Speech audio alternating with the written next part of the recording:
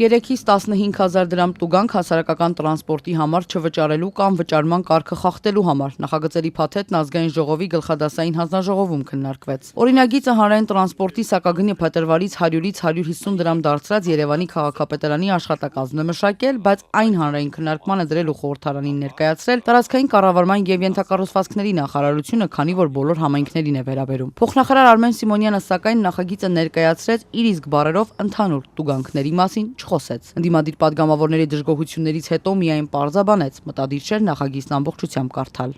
Նախագիծը չի պատրաստում ամբողջությամբ հենց նախագծի ձևով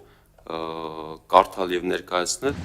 Հանրային տրանսպորտի ուղևորցի թանկացումը բոյկոտող քաղաքացիներին տուգանելու համար իշխանությունները 3 օրենքում փոփոխություն եւ լրացում են առաջարկում։ Նախագծով ուղևորները պարտավոր են տրանսպորտային միջոց նստելուց անմիջապես հետո վճարել ուղևորցը։ Վավերացված տոմսը հսկիչների պահանջի դեպքում տրամադրել այն ստուգելու նպատակով, չներկայացնեն, կտուգանվեն։ Չվճարելու կամ տոմս ունենալու, բայց չվավերացնելու դեպքում տուգանքը 10,000 դրամ է, եթե արտոնություն ունեցող անձի փոխարեն երթևեկի այլանց տուգանվելու է 15,000 դրամով։ Մնում էր միայն քաղաքացու համար գնդակահարություն ավելացնեք։ Ընդդիմադիր падգամավոր Գառնիկ Դալենյանի գնահատականն է նախագծին։ Որ մարդը իրավունք չունի, օրինակ իր բողոքի ձայնը արտահայտի։ Այսինքն այն ժամանակ կարող էր իր բողոքի ձայնը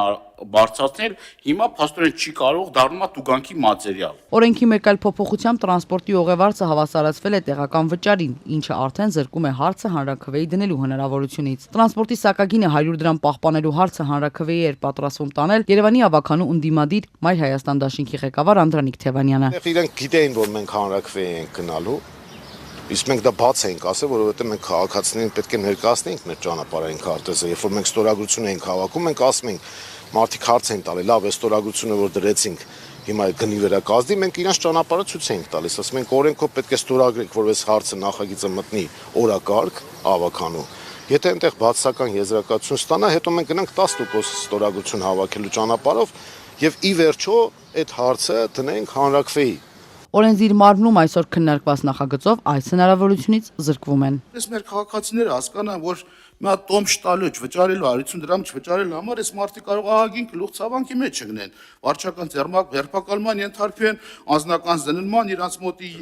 իրերը զննումներ ու փաստաթղթեր վերցնել, ու լկորցիկա կազմել հայտնի չէ, ինչ միջոցներով եք տանում։ Այսինքն պետք է մարդու սպասեցնել տակ 2 ժամուկես, միջև ոստիկանը այդ մարդու ձերբակալի տանի։ Ազգային ժողովի փորձագիտական եւ վերլուծական վարչությունը նախագծերի փաթեթում մի շարք խնդիրներ, նույնիսկ սահմանադրության հետ հակասություններ է տեսել։ Ազգային ժողովի փորձագիտական եւ վերլուծական վարչությունը հստակ արձանագրել է, որ անձի գործողության կատարման պահին կատարված լուսանկարը, տեսանկարահանումը կամ ձայնագրումը չի կարող որպես իրավախախտում կատարված լինելու մասին ապացույց օգտագործվել անձի դեմ վարչական վարույթի ընթացքում։ Խնդիր են տեսել նաեւ բանկային քարտով վճարելու դեպքում, քանի որ այդ պարագայում քաղաքացին որպես վճարման ապացույց չի կարող որևէ անդորրագիր ցույց տալ։ Իսկ բանկային համակարգի մյուս տեղեկությունները այլ անձին տրամադրելը մարդու սեփականության իրավունքի պաշտպանության խախտման վտանգ է, քանի որ այդ տվյալները երկրորդ անձին տրամադրելու դեպքում կարող են լինել ֆինանսական զեղծարարություններ։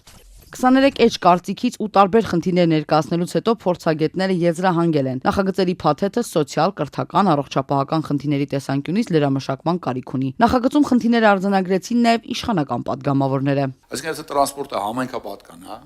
օրինակ Երևանը։ Երևանի ավականին որոշում է տրանսպորտի սակագին, ճիշտ է։ Հետո այն մյուս օրենքով, վարչական իրավախախտումների մասով, ուղևորը մտավ տրանսպորտ, չվճարեց,